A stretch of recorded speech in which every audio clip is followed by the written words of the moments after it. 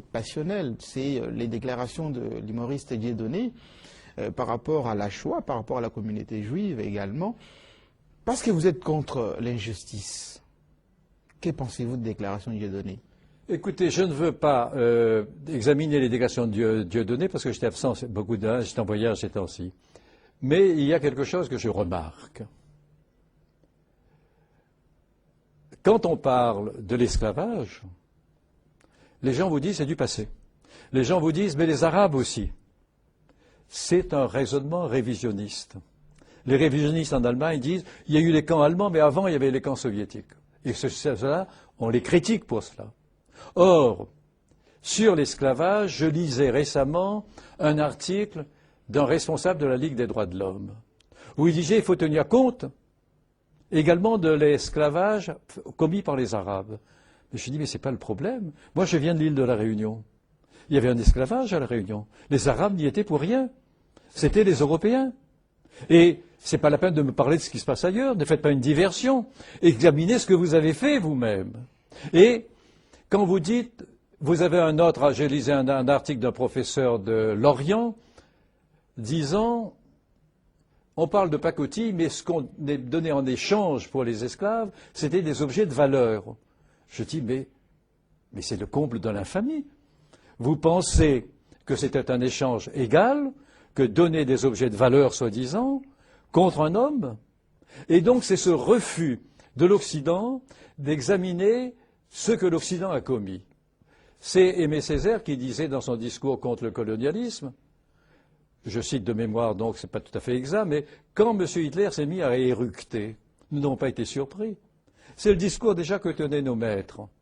Mais ce qui vous surprend, vous, c'est qu'il ait voulu appliquer aux Blancs, aux Européens, ce que vous considériez comme naturel quand il était appliqué aux nègres et aux coulis. Bon. On nous parle de regarder aujourd'hui nos professeurs de morale, regardez ce qui se passe en Irak. Oui. Non seulement on torture les gens.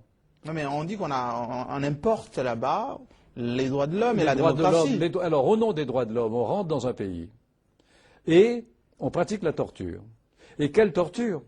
Pire que celle que les Français ont utilisée en Algérie. Les Français torturaient les gens, ce que je condamne, pour avoir des renseignements. Là-bas, on force les gens nus à commettre des gestes obscènes. Ce n'est pas un renseignement qu'on cherche, c'est l'être humain, c'est l'autre qu'on essaye d'avilir, à qui on essaye d'ôter son caractère humain. Et ça se passe sans qu'il y ait une protestation mondiale. Je pense, quand on me dit vous voulez occulter la Shoah, pas vrai. La Shoah est épouvantable. Mais je ne veux pas qu'on établisse une ligne, une hiérarchie dans les crimes contre l'humanité. On me parle de génocide. Oui. Vous savez qu'en Tasmanie, il n'y a plus de Tasmaniens. La dernière Tasmanienne est morte en 1877. Et on a empaillé son cadavre, qu'on a montré dans un musée entre deux animaux sauvages. Au moment du procès de Nuremberg, en Australie, les aborigènes n'étaient pas recensés. Et vous savez pourquoi? Non. Ils faisaient partie de la faune. Alors, au moment du procès de Nuremberg, il y avait le travail forcé dans les colonies françaises. Ça n'a été aboli qu'un an après. Bon. Et ne parlons pas des Américains avec les peaux rouges. Alors, est-ce qu'en France, aujourd'hui, il est interdit d'évoquer autre chose que la Shoah? Moi, je pense qu'en effet, quand on évoque autre chose, on vous accuse d'antisémitisme. Ce n'est pas vrai. Et là-dessus, je voudrais que quelqu'un me fasse la leçon. Je dirais, écoutez, mon cher monsieur, je ne sais pas ce que vous faisiez. Mais moi, de 17 à 20 ans, j'ai combattu le nazisme. Je n'étais pas forcé de le faire. Bon, mais ce que j'ai vu également à La Réunion, à La Réunion, on avait des esclaves jusqu'en 1848. Ça fait un siècle et demi.